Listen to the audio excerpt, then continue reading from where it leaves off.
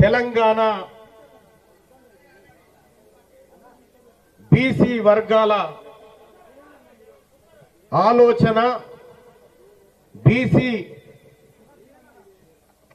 ప్రజల మేధస్సు తరతరాలుగా ఈ జాతుల కోసం తమ ఇక్కడ జరిగితేనే ఈ సిగ్నల్ వస్తుంది, అక్కడ జరగాల.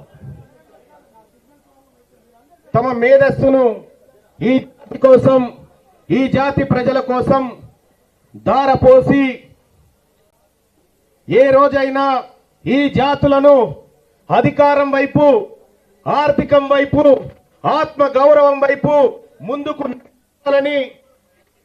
ముందుకు నడిపించాలని అహర్నిశలు కలలు గంటూ నిత్యం కృషి చేస్తూ వస్తున్నటువంటి వేదిక మీద ఉన్నటువంటి మేధావి సమాజమా, మీ అందరికీ పేరు పేరున పాదాభివందనం తెలియజేస్తా ఉన్నా.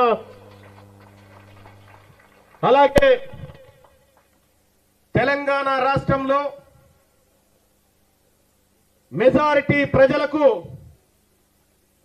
హక్కులు దక్కాలని, ఈ మెజారిటీ ప్రజల ఆకాంక్షలు నెరవేరాలని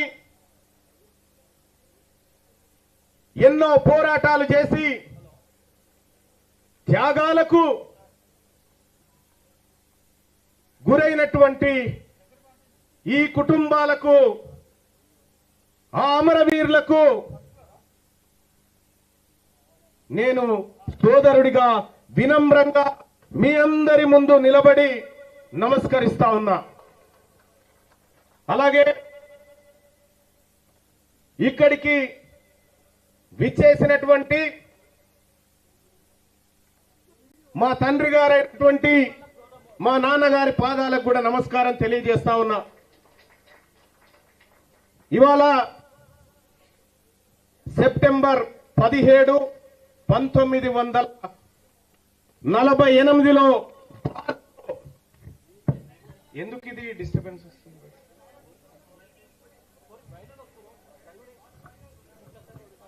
దయచేసి కొంచెం అక్కడ జరగండి పెంచు.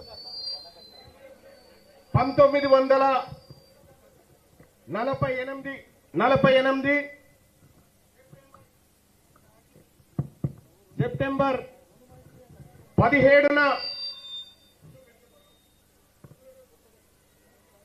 ఈ హైదరాబాద్ సంస్థానం భారతదేశంలో కలిసినటువంటి సందర్భం. అలాగే ఈ దక్షిణ భారతదేశంలో వర్గాలకు హక్కులు దక్కాలని అహర్నిశలు పోరాడినటువంటి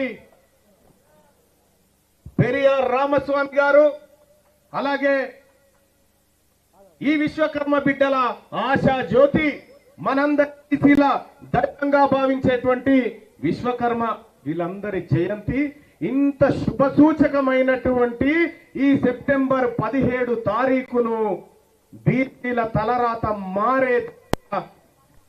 మారే దినంగా నేను భావిస్తా ఉన్నాను. ఎస్,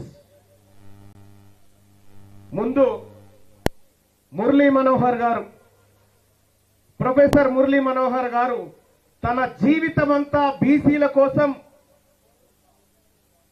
పోరాడుతూ ఆలోచనను సమాజం మీదకి వదులుతున్నటువంటి, అక్కడి నుంచి పిలుచుకుంటారు కాదు నేను.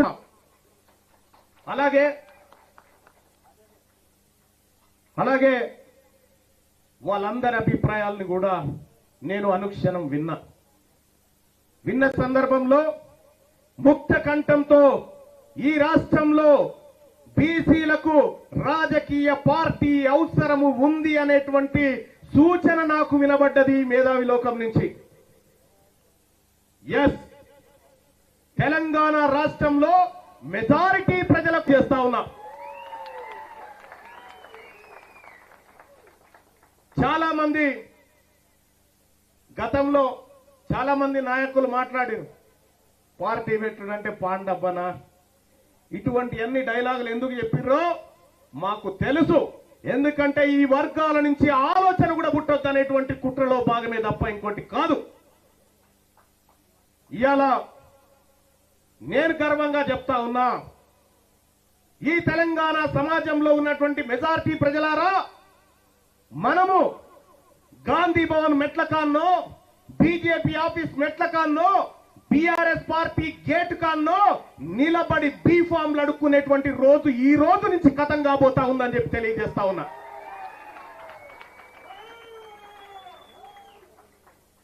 మీ అందరు చూసిరు, నేను ఎమ్మెల్సీగా గెలిచి దాదాపు 15 నెలలు 16 నెలలు గడుస్తా ఉంది.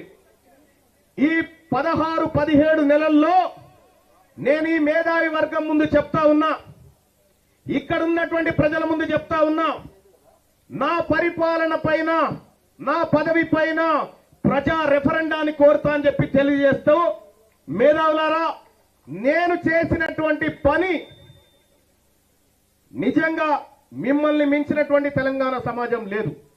మీరు చెప్పండి, తీన్మార్ మల్లన్న నువ్వు ఎమ్మెల్సీగా గెలిచిన దగ్గర నుంచి నువ్వు పని సరిగా చేయలేదు అనేటువంటి మీ సమాధానం చెప్పండి. ఇప్పుడు రాజీనామా చేయడానికి సిద్ధంగా ఉన్నా.